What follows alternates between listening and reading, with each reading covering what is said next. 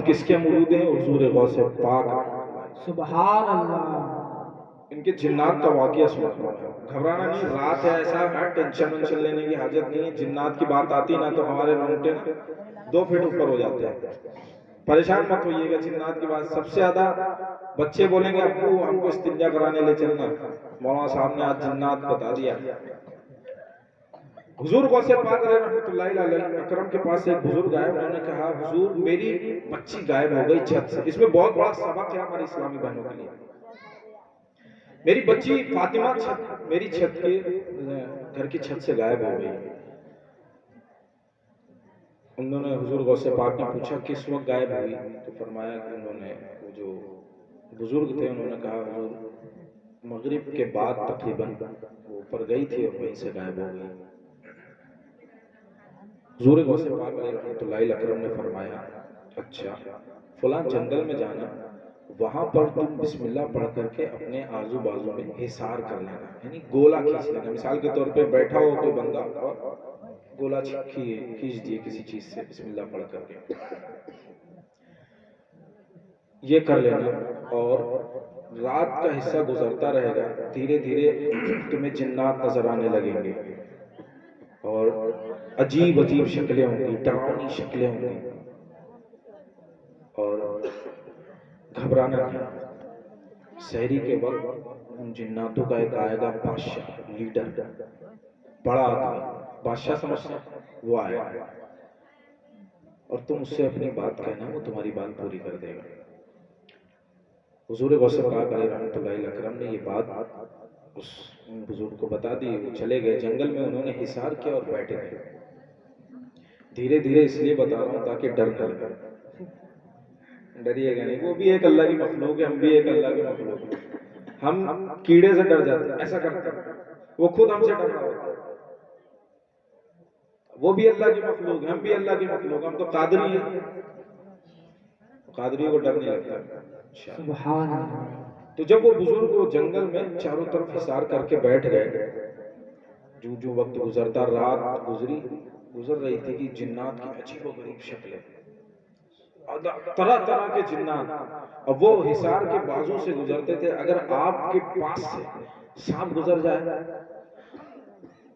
ایسے رہ جائے گا، سانس میں سانس نہیں آئے گی، اور جنات گزر جائے، صرف نام ہماری بازو سے کوئی لے لے جنات ہے ادھر، تو ہم ادھر دیکھیں گے نہیں، ادھر ہی دیکھیں گے، اور ایسا دیکھیں گے کہ پیچھے مڑ کے بھی نہیں دیکھیں گے، زمین ہے کہ نہیں وہ بھی نہیں دیکھیں گے۔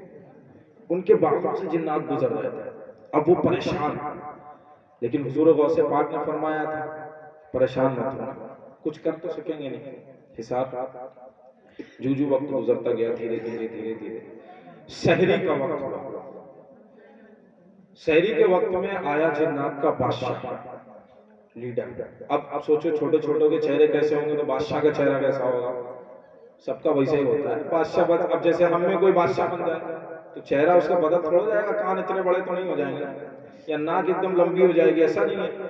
بادشاہ وہ کوئی بندہ ہی ہوتا ہے، اسی کو بنا دیا جاتا ہے۔ تو ان میں اس کو بادشاہ تھا۔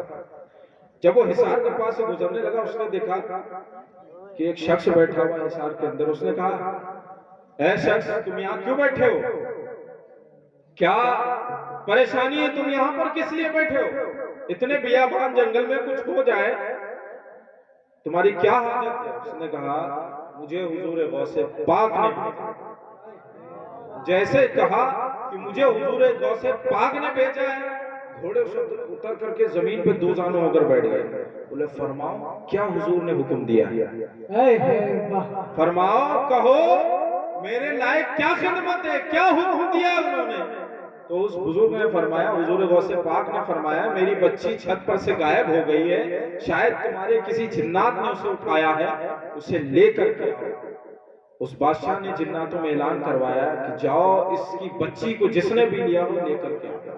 بہت ڈھونڈا ڈھونڈا ڈھونڈا، ایک جن پکڑا گیا، وہ بھی چائنیز جن تھا، وہ پکڑ میں آیا۔ اس نے اس بچی کو پکڑا ہوا تھا، اس کو بادشاہ کے پاس لایا گیا اور اس سے کہا کہ جو ہے تم نے اس بچی کو کیوں اٹھایا؟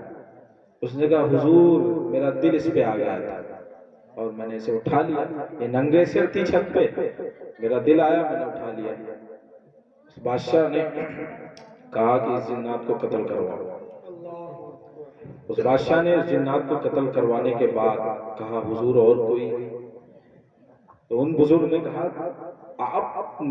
آپ کے دل میں حضور غوث پاک کے تعلق سے عقیدت اتنی کیسے ہے؟ تو کہا شعر میں سنتے ہیں تھر تھراتے ہیں سبھی جنات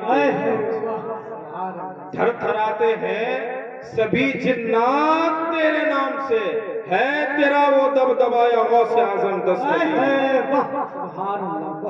ہم پر اللہ نے ان کو مسلط کیا ہے.